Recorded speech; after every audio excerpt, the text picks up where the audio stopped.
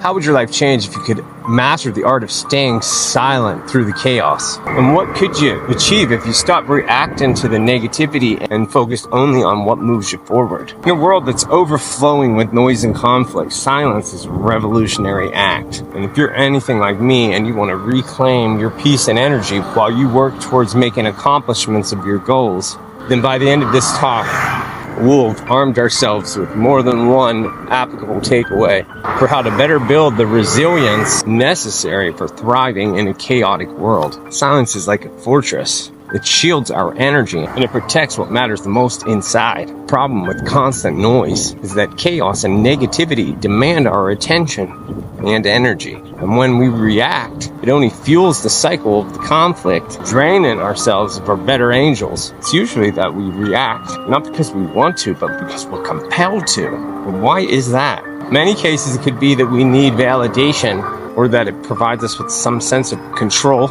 in an otherwise difficult situation. And I suppose that our social conditioning leaves us predisposed to the idea that we need to react in order to not seem weak. But there is a cost that comes with this kind of engagement. It undermines us. It undermines our confidence and our opportunity to be positioned and resolved in the face of adversity. And it reduces our ability to pursue meaningful goals.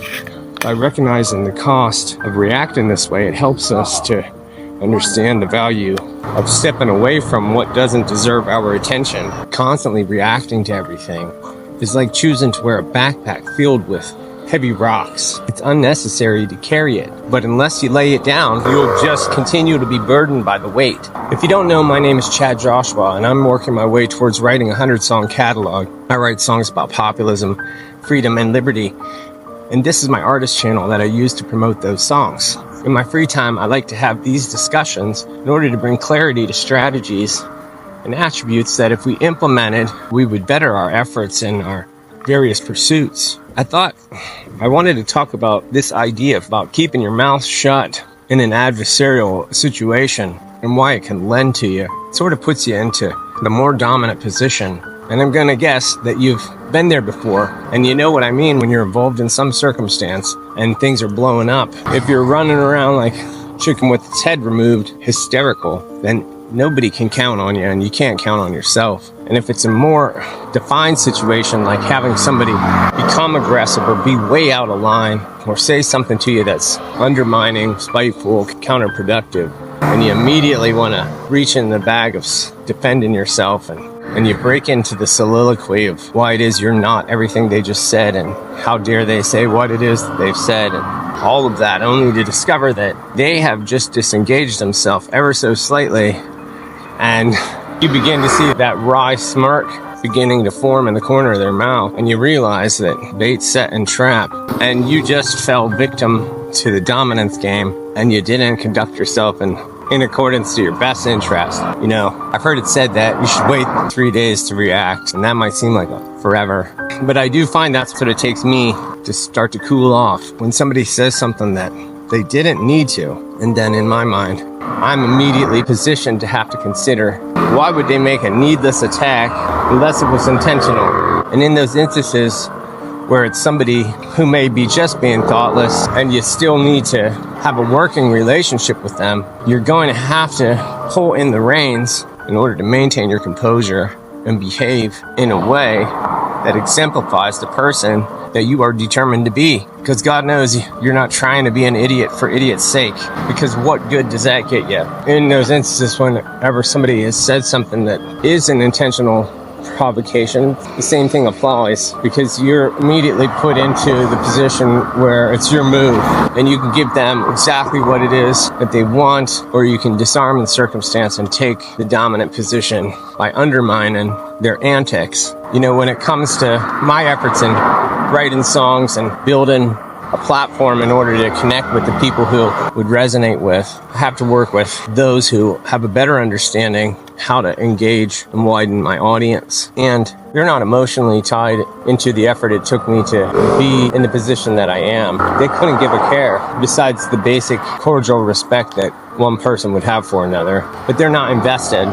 So many times I'm dealing with situations where my values and purpose are being challenged by people whom maybe I've contracted for advice or guidance. And even as I extend myself into defining what the parameters of what it is that I'm trying to do, in order to give them a map of where I'm willing to be and then guide me from that point, only to have them critique where I'm at and what I'm trying to do inadvertently by being dismissive and minimizing it.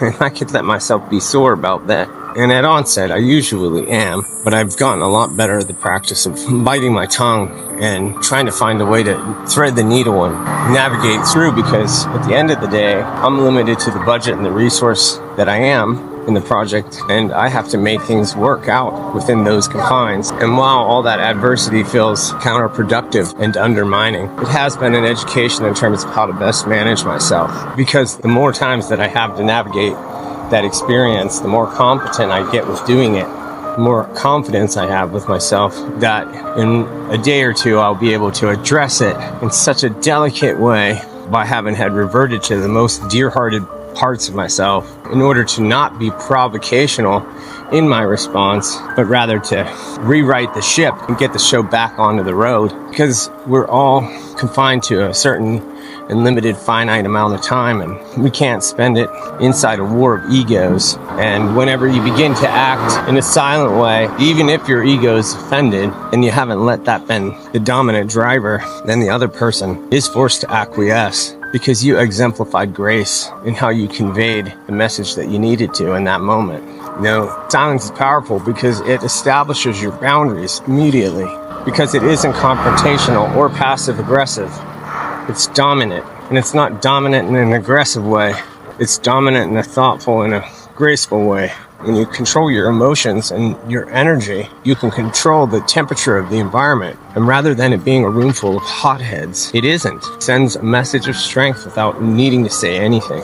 As I mentioned before, for me, I take a time out and I let myself move through the anger internally before I say anything back. And however long it takes you, taking that pause before you respond in any stressful circumstance is in your interest. Sometimes there's situations that come up that are so outside of what you're trying to do, and you owe it to yourself just to ask a simple question if it even deserves your attention, so that way you can redirect your focus on to what does align with your values and the goals of your pursuit. Most importantly, it diffuses conflict and it removes the fuel from the negativity. You know, working to nurture calmness puts a tool in your toolbox that becomes one of the most valuable ones. You know, keep in mind that just because you're choosing silence, it shouldn't be seen as a sign of avoidance, but it's about prioritizing, keeping your own self dignified and asserting that in order to assert your position in the circumstance. I know it's not easy, but we have to do our best to improve ourselves in order to make sure that we can reach for the things that we want to do without being subverted or detoured out of our course. Keep your head up. I'm going to keep my head up. And if you haven't had a chance to hear my new song, you can listen to it here. And we'll talk again soon.